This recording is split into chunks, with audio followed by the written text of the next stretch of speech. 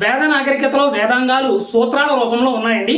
సూత్రాలు అంటే జ్ఞాపకం ఉంచుకోవడానికి వీలుగా క్లుప్తీకరించిన వచన వాక్యాలే సూత్రాలు.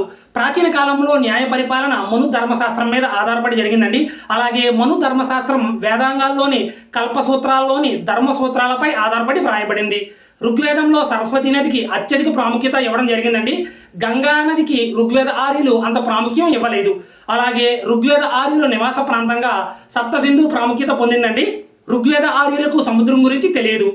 వీరికి సముద్రం అంటే జలాశయంగా మాత్రమే భావించేవారండి. అలాగే ఋగ్వేద కాలంలో ప్రాముఖ్యం గల సరస్వతి నది ఇప్పుడు ఎండిపోయింది. ఆర్యులు ఇరాక్లో బోగస్కై అనే చోట కస్సేటి మిటాని అనే శాసనాలు వేశారండి. వేద నాగరికతలో సంస్కృతానికి ఇతర ఐరోపా భాషలకు దగ్గర పోలికలు ఉన్నాయని విలియం జోన్స్ మరియు మార్క్స్ ముల్లర్లు కనుగొన్నారండి. అలాగే ఋగ్వేద కాలంలో సభా సమితి అనే వ్యవస్థలు రాజును నియంత్రించేవి. ఋగ్వేద కాలంలో వర్ణం అంటే వర్గం అండి.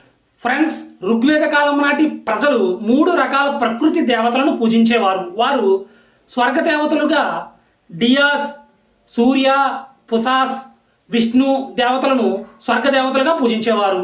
అలాగే వాతావరణ దేవతలుగా వరుణుడిని పూజించేవారండి. భూదేవతలుగా అగ్ని, సోముడు, పర్వతాలు, నదులను పూజించేవారు వీరు.